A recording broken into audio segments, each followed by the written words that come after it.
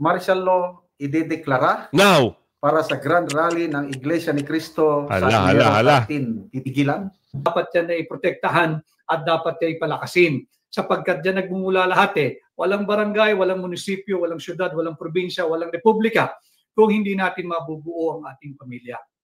We were approaching 2021 and 2022, lalo na nung mag-e-eleksyon na ng napakataas ang pag-asa na ito na ang magtutuloy ng mga magagandang gains and proyekto ni Pangulong Duterte at tuloy-tuloy na yung pag-take off ng Pilipinas. Subalit, ibang klase pala ang interest nito, unahin yung interest ng kanyang pamilya at ng mga nakapalibot na elitistang politiko na walang ginawa kundi ubusin ang pera sa kaban ng bayan ng Pilipino.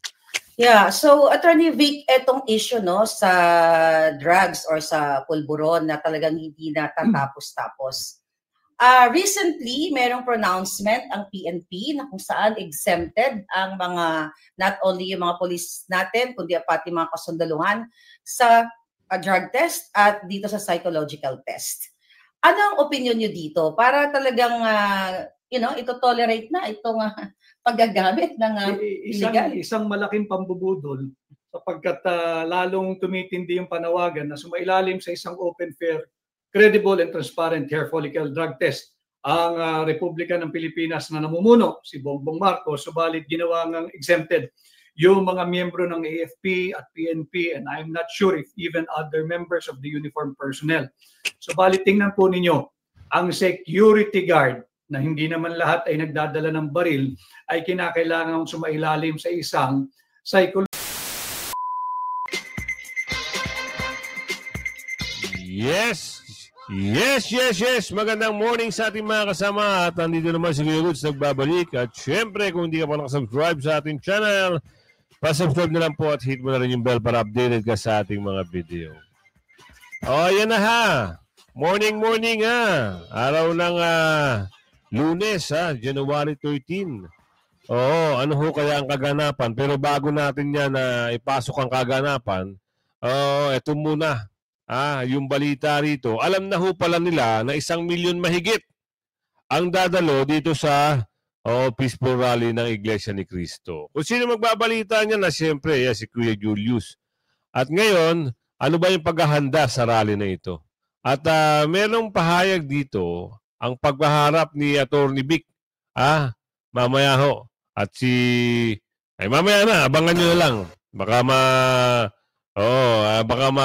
ma-excite kayo masyado At yung posibleng pagdeklara ng martial law, di umano. Sino magsasabi at magmapahayag niyan? Mamaya ho, sa dulo ng ating video, malalaman nyo. Ano ba yun? Martial law, idideklara para pigilan ng KOJC? Wow! Bakit naman? Ano ho ba ang paglabag para makapagdeklara ng isang martial law? Meron ho ba? Yan ay gaganaping as mapayapa, maayos, tahimik.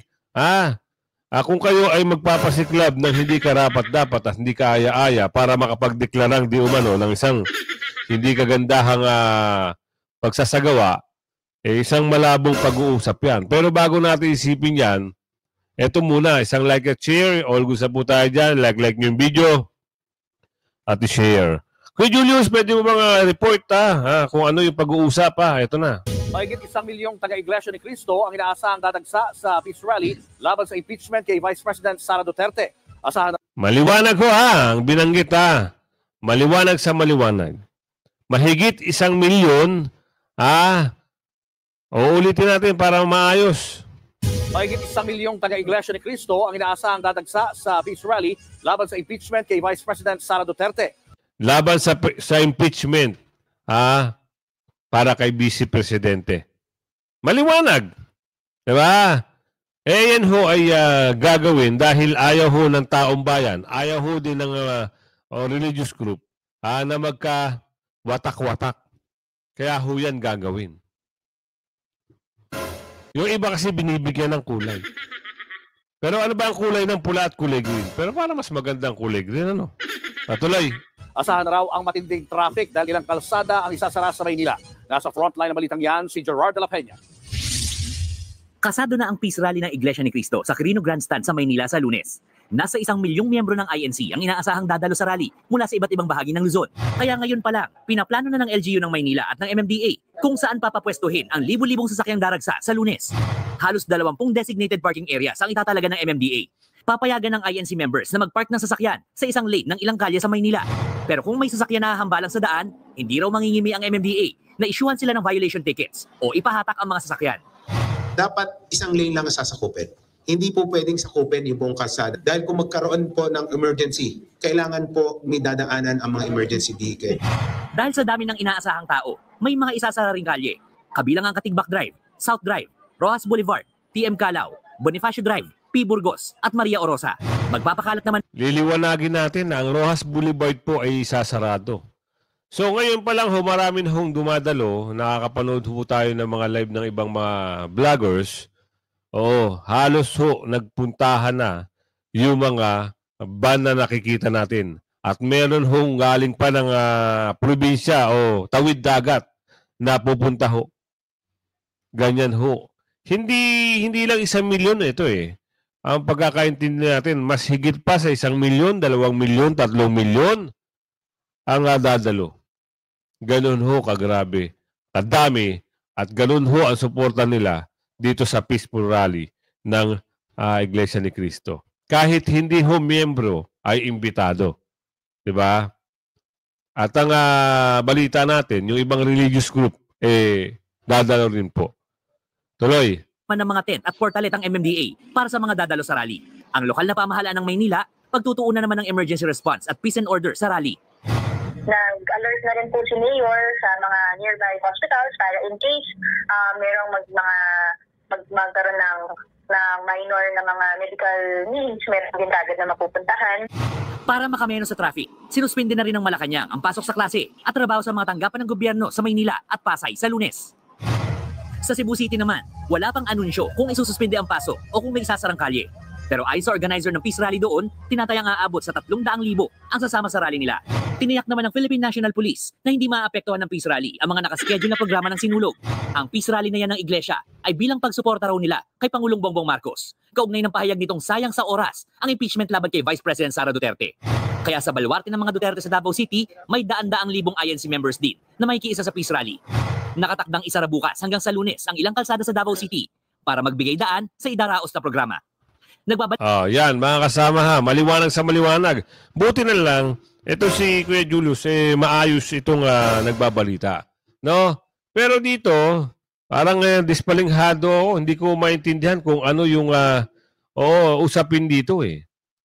Hindi ako, parang hindi ka panipaniwala. Ang sabi dito, 5, naniniwala na majority pabor na ma-impeach si BP Sara. May mensahe sa INC. Ha? May mensahe ka sa INC? Aba, matindi ka.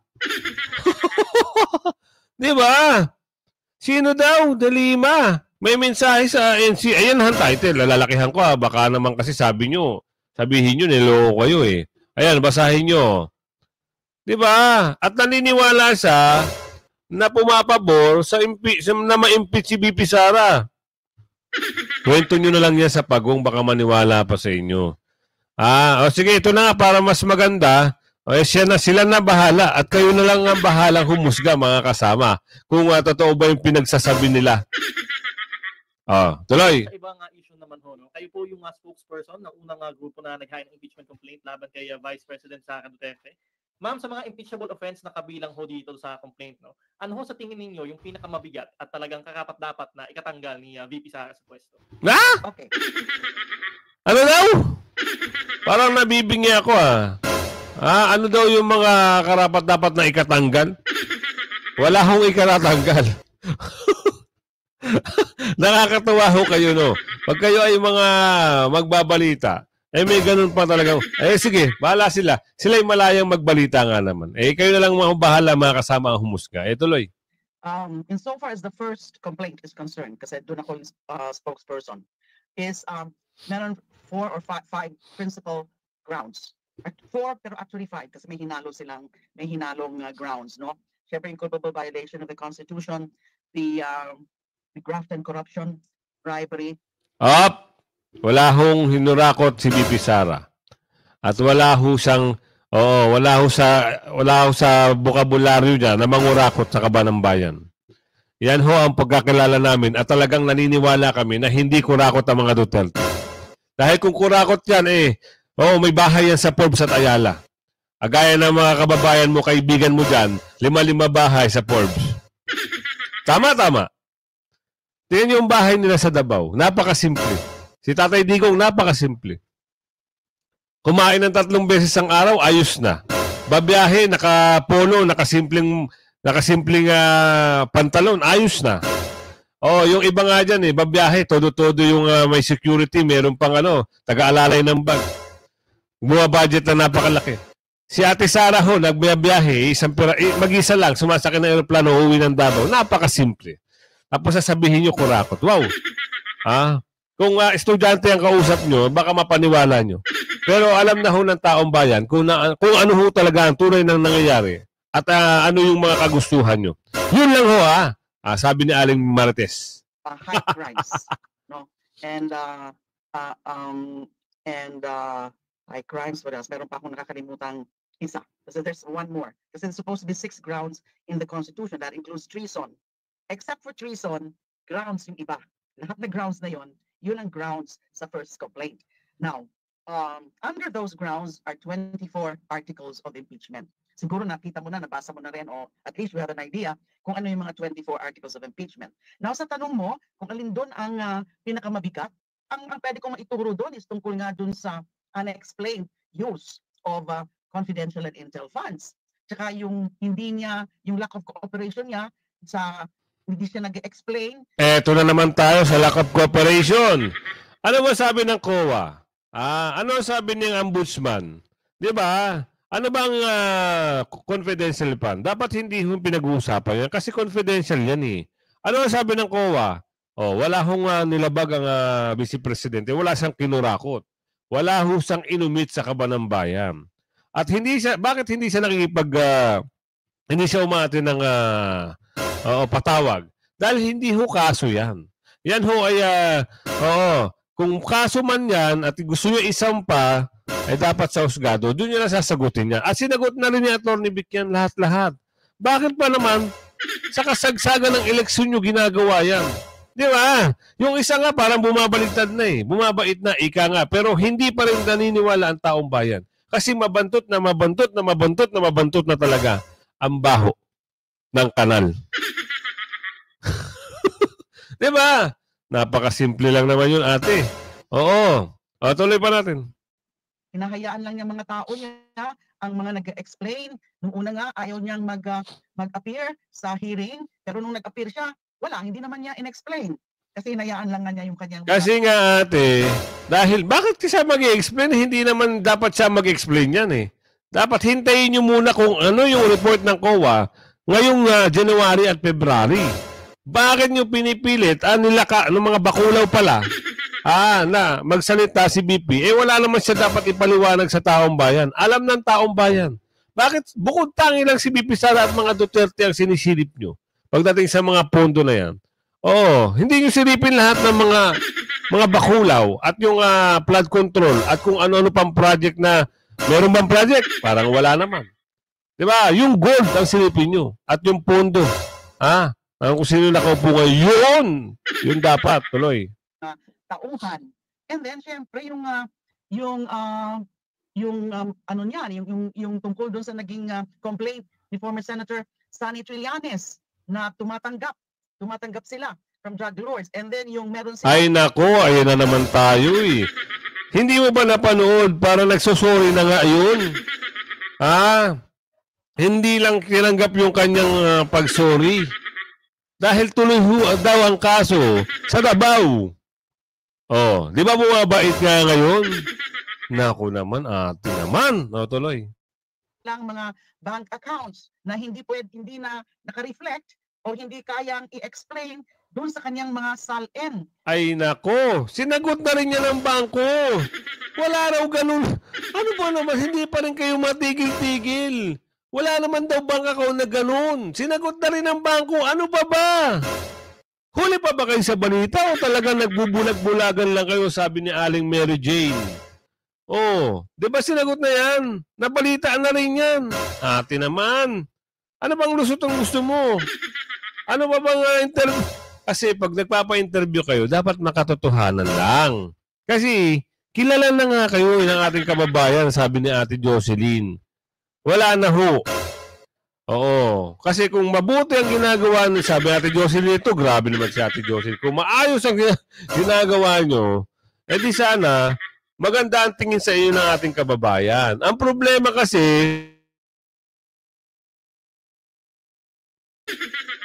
alam na nila yan. At alam na rin yan ng ating mga kababayan, lalong-lalo na sa Mindanao. Luzon, Visayas, Mindanao. Mga OFW at mga migrante. Luzon, Visayas, Mindanao at mga migrante at OFW nating kababayan. Alam na talaga kung ano yung karakas. Nino! Alam nyo na yan. Tuloy. Na final. And isa pang sa tingin namin ay malakas na basehan ay yung kanyang mga pag-threaten sa Pangulo, sa First Lady, sa Speaker. You know, the open and the very open and public threats to kill na meron daw siyang hinire na assassin kung may mangyari sa kanya. Mabigat yun eh. Kasi you're the vice. Wala na ho yan. Hindi na ho bumenta yan yung mga ganyang usapin. Sa totoo lang, sa totoo mga kababayan. Oo, ang dami nilang bato kay BP Sara. Pero wala hong pumasok. Ibig sabihin, lahat ho ay nasagot. Di ba? Yung mga pagbabanta na yan, saan ba nagsimula yan? Sabi ni Aling Josie. Alam niyo naman kung saan nagsimula yan, di ba? Lagi niyong inuungkat, lagi niyong inuugnay, lagi niyong hinahalungkat sa isang tao, pero yung mga kasama ng mga bakulaw, ang dami-daming problema, hindi halungkatin ng mga kasama ang bakulaw. Ngayon, bibigla na lang may maganto, bigla may igmetsena. Bakit? Bakit nga naman? At nagsulong pa ng isang impeachment,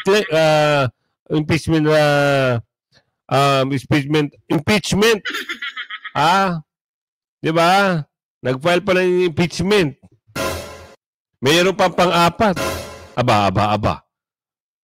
Ano naman kayo yung pang-apat? Tuloy. President, you do not just do that. Lalo na kung wala ka naman talagang proof na gano'n, na may ano sa buhay mo. Kasi yun ang sinasabi niya. Nanganganib daw yung buhay niya. So baka daw siya tirahin, and then kung may mangyari sa kanya, meron daw papatay.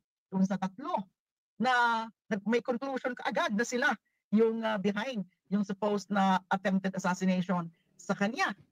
Ay, tigil na natin to. Mas maganda dito tayo. Ito mas maganda to. Medyo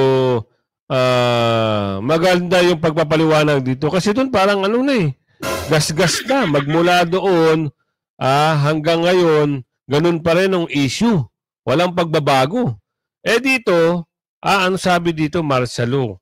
Deklara para pigilan ng INC, KOJC Rally, January 13. Yun yung title. So, tignan natin kung ano yung pahayag niya dito. Kasi mas maganda, maliwanag, sila ang magpapahayag, tayo ay magre-reaction lang. Di ba? Tuloy natin to, General. Martial law idedeklara Now, para sa Grand Rally ng Iglesia ni Cristo sa hala. 13 titigilan. So, bukas na po ang Peace Rally ng Iglesia ni Cristo na sinuportahan ng KOJC at ibang-ibang sectors of society. So, pag sabing martial law, ako martial law baby ako eh. So, gusto kong magbigay ng reaction, baka naman nakakapagbigay ng alarma itong ganitong ano. So, pakinggan muna natin si Gil Bautista. Ang basihan din niya si Atty. Roque. May basihan ba sila sa kanilang pangamba na baka mag-martial law? Ako, magbibigay ako ng aking opinion mamaya bilang martial law baby o martial law boy. Lumaki ako panahon ng martial law.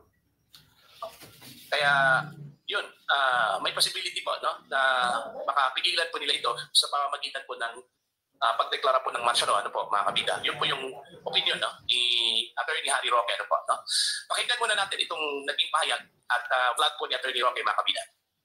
At ang mga nasasagap po, mga haka-haka ay mangako para hindi matuloy ang rally, baka may posibilidad na mag-martial law. Sigurado ako, na gaya ng nangyari sa South Africa na ang martial law ang dahilan kung bakit na matatanggal na ang presidente, na-impeach at tuluyan na matatanggal. At ngayon, mukhang ma-aresto na ng kapulisan dahil hindi siya sumusunod sa utos ng Constitutional Court. Kasi doon sa Korea, ang didinig ng impeachment. Pag na-impeach ka na, yung kasong impeachment, hindi senadong didinig kung hindi yung kanilang Constitutional Court, yung kanilang Supreme Court. Sa akin, mas maganda yung ganyang sistema. Kasi mga abogado at ihasa sa batas ang didinig ng kaso laban sa presidente. Lalo na kung ang issue ay dapat siyang matanggal by way of impeachment. No? So, tingin ko, pag ginawa yan ng administrasyon na mag-rally para lang hindi matuloy ang 13th, yung pag-o-organize kasi ng rally na ganyang kalaki, hindi biro-biro yan. Yung organization yan, yung mobilization yan, nangyari na yan ng isang taon pa, noong 2024 pa. At ngayon, ang alam ko, may personal knowledge ako ng mga kliyente ko, ng mga bus companies, tuwan-tuwa kasi by the hundreds na umupa ng bus ang Iglesia ni Cristo para dito sa Metro Manila at nangyayari yan sa iba't ibang parte pa rin ng Pilipinas. So ibig sabihin, organisado na tayo para sa 13. At kapag sila ay nag-martial law, organisado na tayo para labanan yung deklarasyon ng martial law. At gaya ng nangyari sa South Korea, baka lalong mapabilis pa na maingganyo ang militar na tugunan ang kanilang obligasyon na protektahan ang takal ng bayan. Nako, yan na mga kasama ha. Narinig nyo kung ano yung mga umuugong-ugong. Pero, kagaya na sinabi ni attorney, ang mga tao ay handa na, di umano.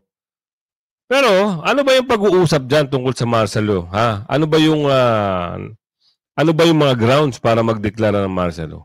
Sa tingin ko opinion ko lang naman ito at ako ay nagre-reaction lang. Ang grounds, kung mayroong kaguluhan, kung mayroong maghihasik ng hindi kagandahan, mayroon silang grounds pagdating dyan. Pero sa tingin ko dito, wala ho. Dahil peaceful rally naman ito. Kung mag-martial man di umano, wala na tayong magagawa. Nagdeklara sila Diba? Ngayon, ang tanong doon, okay kaya yun? Tatanggapin kaya ng taong bayan yun? Meron kaya nga alma patungkol doon? Yan ang mga katanungan na dapat natin malaman sa mga susunod na vlog natin. Pero, wag natin pababayaan itong dumating si Attorney Vic, si Senator Vic Rodriguez dito sa Amerika. Oo, kasama niya ngayon si Miss Maharlika. Ngayon, ano ba ang paghaharap nila with Attorney Rodriguez? Anong mensahe? Alamin natin. Mas maganda sila makakasagot nito Hindi ko na papahabain ang aking reaction dito. Maganda, klarado ang mensahe. Lagi ko sinasabi, malapit na ang eleksyon. PDP line, alam nyo kung sino-sino sila at yung mga party list. Party list, PPP party list, Duterte party list, Pano party list, at Sagip party list ni Senador Marcoleta. Pero wag ho tayo magbabaklas o magtatanggal sa partido ng PDP line. At siyempre si Attorney Vic, si Senador Vic, solid natin yan. Senador Marcoleta, Senador Vic Rodriguez, Senador Bongo, Senador Bato, Senador Epe, Senador JB Hinlo, Senador Richard Mata, Doc Willie Ong, sino pa ba? Si Chabit at sino pa ba? Kulang pa ako. Anak ng Tipaklong, ako pa ata. Hay, nakakalimutan ko Bukas, susulat ko na talaga para maayos. So, ito na, tuloy. I'm just a father to my children and a husband to my lovely wife. At walang nakakahiya doon dahil buong-buong aking pamilya at masaya ako sa aking pamilya. At yun yung importante ng buhay, di ba? Mga palangga, mga kababayan, yung family. So walang loser na tatay o nanay na nagmamahal sa kanyang anak o nag-aaruga. So kaya naman ang tunay na losers, alam na natin, yung mga nasa administrasyon. Pero Attorney Vic, gaano ba kahalaga sa iyo ang family background ng isang tumatakbo sa Senado o kung sa anumang pwesto sa gobyerno? Para sa akin, baka naman sabihin partial ako o bias, pero para sa akin mahalaga. Dahil doon mo makikita yung direksyon ng isang tao kung siya ay maluluklok sa anumang pwesto ng gobyerno, kung solid yung kanyang pundasyon sa pamilya. Because sabi ko nga doon sa isang interview sa akin, ang family is the basic autonomous social institution at yan ay dapat pahalagahan, dapat yan ay protektahan at dapat ay palakasin. Sapagkat dyan nagmumula lahat eh. Walang barangay, walang munisipyo, walang syudad, walang probinsya, walang republika kung hindi natin mabubuo ang ating pamilya. Yeah.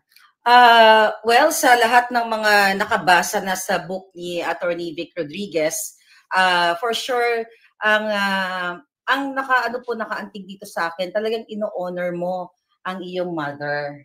So, gusto ko lang pong tanungin, how's your father po? Oh, my dad passed away early on, 2009, at the age of 77. Ang tatay ko, disciplinarian yun.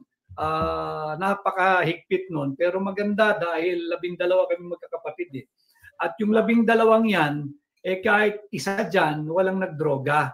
Because of yung respeto, andun na rin yung takot. Yung respeto at takot sa aking ama. At pinuna naman yun ng sobra-sobrang pagmamahal ng aking ina. At hanggang ngayon kami magkakapatid, well, may mga nandito na sa Amerika, merong na sa Canada, merong na sa Hong Kong. Kahit iba-ibang panig na ng mundo, pag nagkikita-kita kami, buo pa rin eh. And I attribute that to the very, very strong family orientation and foundation laid down by our parents. Yeah, wow, that's good to know. So, Attorney Vic, kanina habang umiikot-ikot tayo dito sa Los Angeles area, ay namamangha ka sa mga magagandang places, and wini-wish mo na sana sa Pilipinas gawin din natin ito. Sa tingin mo ba yung mga na-observe mo, not only here in the States, going abroad, para ma-improve ang ating bayan, doable ba talaga ito kung hindi corrupt ang ating gobyerno? Doable. Mas magagaling pa tayo sa ating mga kapitbahay dyan sa Southeast Asia at sa Asia. Magagaling tayo. In fact, ang proof nga niyan, kahit dito sa Amerika, ang malaking bahagi ng inyong manpower, ang backbone yan, Filipino eh. Whether health service o kung anong mang serbisyo, marami dyan, Filipino. Ganun din sa Middle East. At ako'y naniniwala na, well, maybe we are 100 years detached sa ating mga kapitbahay. Hindi lamang ho sa infrastruktura, pati sa pag-uugali. Prueba, kagaya ho yung mga nag-i-enjoy sa pagtanggap ng ayuda. Yung ayuda ho, doon sa mga tumatanggap ng pera ng ayuda, maawa po kayo doon sa talagang dapat magbenepisyo dyan. Yung tumatanggap ng ayuda, yung tinatawag nating ayuda ni Bongbong Marcos at Martin Romualdez, yung ayuda na unconditional cash transfer, dapat po yan ibinibigay doon sa tunay na nangangailangan. Ama. Hindi doon sa mga leader ng mga corrupt na politiko at ng mga taong gobyerno. It is totally unlike yung 4Ps, yung conditional cash transfer program. At least yun, merong limit, merong hangganan at may condition. Anong condition yan? Kinakailangan panatilihin mo sa eskwelahan yung mga anak mo. Pangalawa, kinakailangan pabakunahan mo yung mga kinakailangan bakuna growing up. At pangatlo, yung periodic check ng mga bata sa health center o di kaya ay sa government hospital. So kahit paano, merong control yung 4Ps. Pero itong ayuda na pinamimigay indiscriminately ni Martin Romualdez at ni Bongbong, wala po ni isang Pilipinong kayang humarap kahit kanino, kahit sa inyo, na magsasabing umunlad ang buhay niya o kaya ng pamilya niya dahil diyan sa ayudang yan. Corruption po yan. At yung sinasabi natin na sana maging kagaya tayo ng Estados Unidos na napakaganda at ganun din naman sa Japan, sa Hong Kong, sa Singapore, lahat po yan ay nagsisimula sa liderato ng ating bansa. Nakakalungkot at kagaya ninyo, si Binibining Maharlika at kagaya ko, nabudol po kasi tayo pare-pareho eh. We were approaching 2021 and 2022, lalo na nung mag-i-eleksyon na ng napakataas ng pag-asa na ito na ang magtutuloy ng mga magagandang gains and proyekto ni Pangulong Duterte at tuloy-tuloy na yung pag-take off ng Pilipinas. Subalit, ibang klase pala ang interest nito, unahin yung interest ng kanyang pamilya at ng mga nakapalibot na elitistang politiko na walang ginawa kundi ubusin ang pera sa kaban ng bayan ng Pilipino.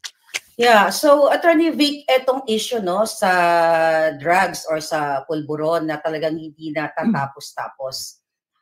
Recently, merong pronouncement ang PNP na kung saan exempted ang mga, not only yung mga police natin, kundi pati mga kasundaluhan sa drug test at dito sa psychological test. Ano ang opinion nyo dito? Para talagang, ito-tolerate na itong paggagamit ng illegal. Isang malaking pambubudol sapagkat lalong tumitindi yung panawagan na sumailalim sa isang open, fair, credible and transparent hair follicle drug test ang Republika ng Pilipinas na namumuno, si Bongbong Marcos, subalit ginawa ngang exempted yung mga miyembro ng AFP at PNP, and I'm not sure if even other members of the uniformed personnel. Subalit tingnan po ninyo, ang security guard na hindi naman lahat ay nagdadala ng baril ay kinakailangan sumailalim sa isang psychological or psychiatric and drug testing. Bakit? Bakit? Samantalang yung mga binibigyan mong matataas sa kalibre ng baril exempted, isang malaking kalokohan yan. In fact, Maharlika, I'll take this opportunity nung mga nagtatanong sa akin, isa sa mga pangunahing agenda, legislative agenda na akin na nais kong isulong bilang senador ninyo ay yung pagpapalakas sa mandato ng PIDEA. At ang ibig kong sabihin, bibigyan natin ng kapangyarihan ng PIDEA na magsagawa ng isang mandatory hair follicle drug test taon or every 2 years sa lahat na naglilingkod sa gobyerno. Sa pamumuno ng Presidente ng Pilipinas, sa pamumuno ng Chief Justice sa Judiciary at sa pamumuno ng Senate President at ng House Speaker sa mga miyembro ng Legislative Department. Across the board yan para makasiguro tayo na nasa tamang pag-iisip ang ating mga leaders, national man o lokal. Wow. So sana talaga, Attorney Vic, ang mga leaders o ang mga magiging future leaders like you ay talagang tutukan para mabawasan itong issue natin, lalo na sa droga. Attorney Vic, sa interview mo with Karen Davila, talaga naman nagba-viral ngayon, di ba? Ang galing-galing niyo pong sumagot doon. Sabi nga namin, eto mga friends ko dito at ang mga viewers natin, talagang very smart at ang talas ng mga sagot, talagang straightforward. Paulit-ulit mong sinasabi doon at even nasa book mo na ikaw ay talagang inappoint ni Bongbong Marcos as Chief of Staff at pinirmahan niya. So, ang gusto kong itanong sa'yo, ikaw ba ay hindi mo pinagsisihan yung hindi pagtanggap nun? Kasi maraming nagsasabi na sayang naman, dapat nakisakay ka na lang sa gobyernong Pulboronic. Hindi ko kasi kinakailangan ng pwesto nung nanalo na sinasabi ko na wag na ako, okay na ako, basta gawin lang yung napag-usapan at gawin lang yung magagandang salita na binitawan ng kampanya. Dahil nakaharap din naman ako lang din naman ang nagsasalag, ako nagpapaliwanag, ako sumasagot, at alam naman ninyong lahat yan. At nung nandoon na nga, maganda naman yung, ulitin ko, iba na kasi pag nung nanalo na, you are no longer talking to an ordinary friend and candidate that you have helped and supported. Presidente na yun, incoming At iba rin naman pag may tiwala sa'yo yung incoming president, yung president-elect. At nung kami na sa Malacanang na, iba na rin pagkabuo tiwala sa'yo ng Pangulo. So even if I have said many times na okay na ako, exit na ako, huwag mo kong problemahin, o ayos ako, basta itulungan lang natin yung mga tao, ayusin lang natin. Ang sabi, magsama kami, pinaghirapan namin pareho, tulungan ko siya, at buong tiwala niya. So iba yung ganung tiwala. Kaya kami nagpatuloy, except nung maganda sana yung nasimulan, but my situation then, to the rest of those who are feeling president and would like to be president, even the absence of any mandate from the people, untenable na hindi na kami magkakasundo talaga. So sabi ko, hindi na, exit na ako. I don't need yung presidential chief of staff. It was given to me, the appointment, signed, and most importantly, yung sinasabi nilang non-existent administrative order number 1. Na i-release po yun, meron akong original copy na na-release sa Malacanang Records Office. Release po yun. But I have a choice, pasukan ko ba o hindi. And my choice was, and I chose, hindi ko kailangan yan, hindi ako papasok dyan. Yun, maganda yung mensahe ni Attorney Vic, no? Ayaw niya kasi dito sa pamumuno kasi alam niyo merong mga nagpipiling-piling, kala mo sila yung mga presidente, kaya iniwanan niya kahit may pirma pa yung pag-appoint sa kanya. Kaya nga lagi ko sasabihin sa inyo mga kasama, lagi kayong tututok sa ating mga daily vlog at mamaya sa live abangan nyo kasi January 13, sigurado, kagabi pa lang ay marami nang pumupunta. So magla-live po tayo, magko-cover po tayo. O hanggang sa muli ha. Bye-bye!